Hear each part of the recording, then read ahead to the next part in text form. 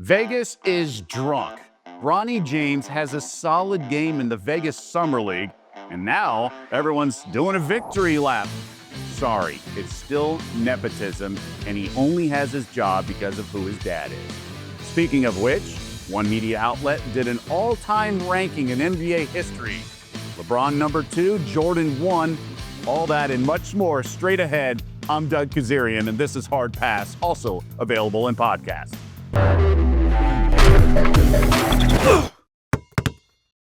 One game, that's it. That's all it took for these knuckleheads to just chug, not even drink the Kool-Aid from LeBron James to Bronny James. I really don't even know where to start with this nonsense. Overall, they're celebrating and peacocking because Bronny hit a step-back three and had a solid stat line, somehow implying that he's now arrived as a real NBA player, and all the nepotism critics will be eating their words. This level of brain dead is baffling. Here's a sample as we hit our first heat check. Masked in LA, 28,000 followers. All the bozos who got their little Bronny nepotism takes off look dumber by the day, and then he's crying. Like, this guy really thinks he's in the right, and he's on the right side of history just because of one good Summer League game. Bowman, 55, Bronny's Summer League doesn't really validate anything or close any arguments, but the nepotism stuff was really annoying at the time because Bronny was regarded as a pretty good prospect before his heart stopped working. Yes, he had some heart issues at USC, and everyone was worried about that. But ultimately, it doesn't mean he was a can't-miss NBA lottery pick before that. And frankly, that situation is part of who he was when he was drafted. So yes, nepotism was the reason he was drafted. He would never have been drafted if he were not LeBron James's son. Simple as that. Doesn't mean he can't dribble a basketball, but it does mean he wouldn't have been drafted in the NBA.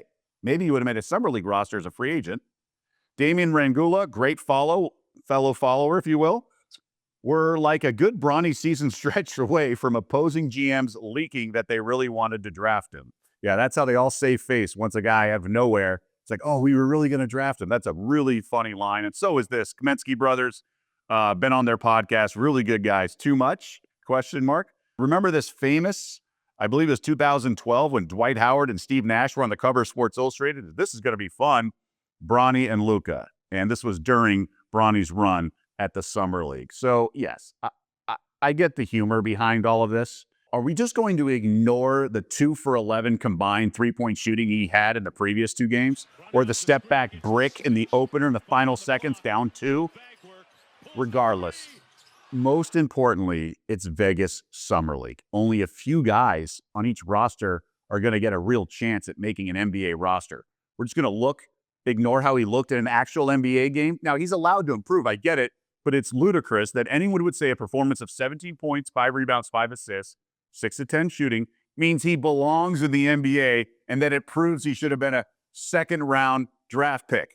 Like it or not, this was straight nepotism. It is what it is. He is LeBron James's son, and the Lakers drafted him.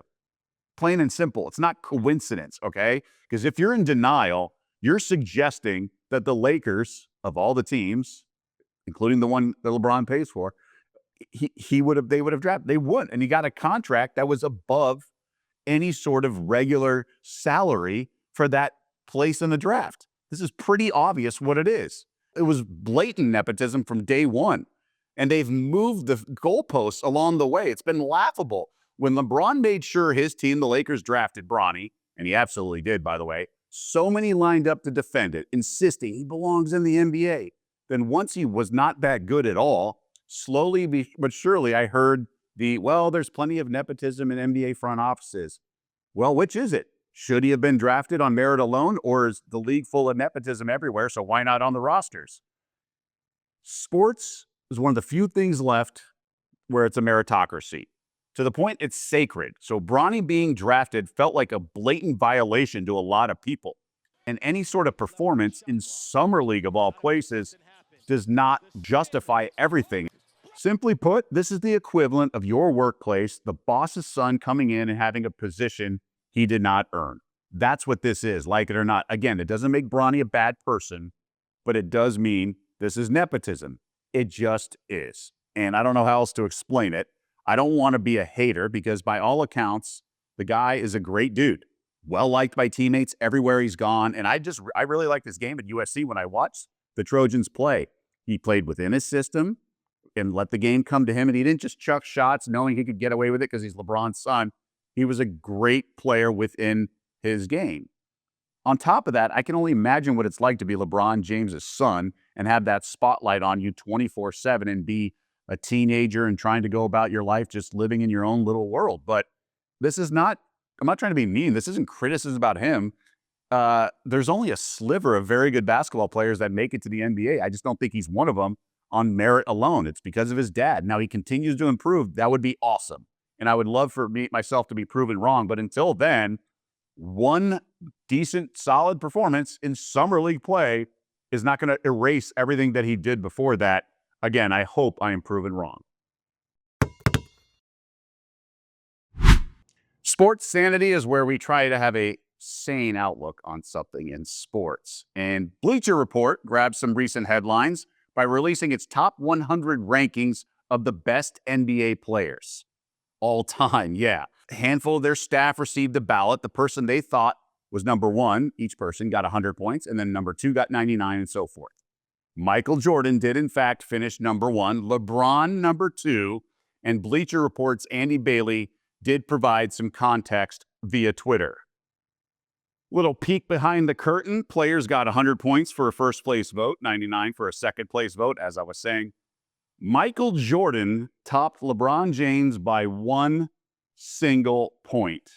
Now, is Bleacher Report the arbiter of all things in basketball history? Of course not. But the point is that this debate, Jordan versus LeBron, will never have a clean answer.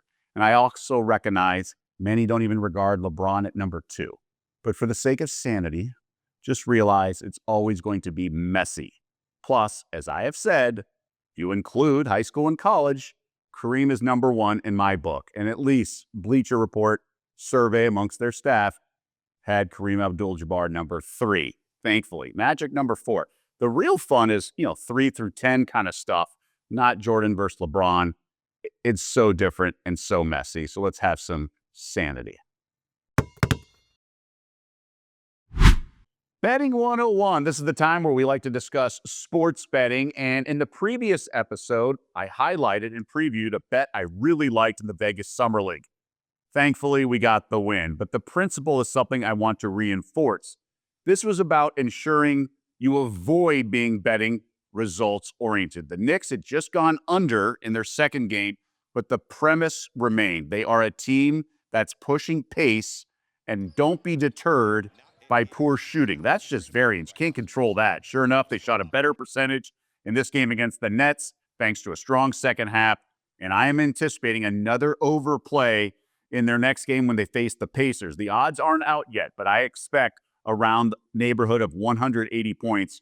And my next play will be over in that Pacers-Knicks game. I think Indiana will thrive in that up and down pace that new Knicks coach Mike Brown wants to implement. He told his staff of the Summer League to do that. So they are pushing pace, and I think it's really translated well. So they've gone over 2 of their 3 games, and I think the fourth game will go over as well. So that's my next official play. Time now for Fans in the Stands, which is when we acknowledge our audience, you, the fans in the stands, and we really encourage you to join the conversation.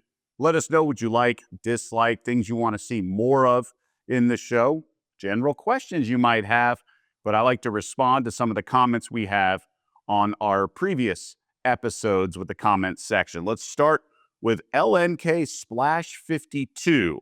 I have a question about the hand gesture when it comes to Angel Reese versus Caitlin Clark. What's the difference when Caitlin Clark did the hand gesture first versus Angel Reese responding to that hand gesture to CC? There was another viral video with Caitlin waving her hand at a girl named Raven that played for Don Staley on South Carolina. And Raven did an interview on that saying how she was so embarrassed Caitlin Clark waved her hand at her. You can find the video also on YouTube. Well, these are 2 different gestures, unless I'm missing something. And if I think I'm accurate, basically during the game, Raven did not have a shot that the defense respected. So Caitlin Clark was guarding her, but backed up in the paint and said something like this, like, go ahead, I'm not worried. And this was during competition of the game. And this was, yeah, it was a little bit of talking smack, but it was trying to invite a shot. Whereas what Angel Reese did at the end of the championship game, the final couple minutes, the game was decided. And during maybe a stoppage of play, I think it was a free throw, was getting in Caitlin Clark's face, and it was strictly taunting. It wasn't trying to get a shot that was maybe an ill-advised shot for the opponent and help yourself with. This game was decided, and it was pure taunting. But again, I defended Angel Reese because, A, she's 20 years old at the time. We all have done stuff in our life that we're not proud of, but it was a classless behavior, but it happens. Water under the bridge. But I guess my point was that's the difference between the two hand gestures, unless I'm missing something, unless there's another one out there that I just don't know of. But I believe I do, and I'm speaking about the right hand gesture by Caitlin Clark when she was back in college. Road to Peace said it's too early for NBA comparisons, in my opinion. I think it's unfair to compare WNBA players with NBA players. Comparing these new WNBA players who were great in college and now in the W would fare better by comparing them to some of the past greats in the W. All three players are excellent and fun to watch in their own right and positions that they play. It's all entertainment and made for TV entertainment. And I believe each player is aware of this and will continue to grow. It's fair. Last episode, I tried to compare Caitlin Clark, Paige Beckers, and Angel Reese to maybe Bird Magic and Jordan. It was a stretch. Obviously, there's going to be differences, but I tried to draw on the past and how different it was for those three stars in the 80s and 90s before cell phones and other technology. And now, a very different world. And all three of these young women are 23, all-stars that are going to be playing during the All-Star game and impressive across the board. And what they do with such attention and the fishbowl they operate in is really impressive across the board. So that's going to do it for this edition. We appreciate everyone. And who knows, maybe Bronny's going to take that next step, prove me wrong. That'd be a great story. And one day, maybe he will be an all-star. But let's pump the brakes on all the excitement in Summer League hoops.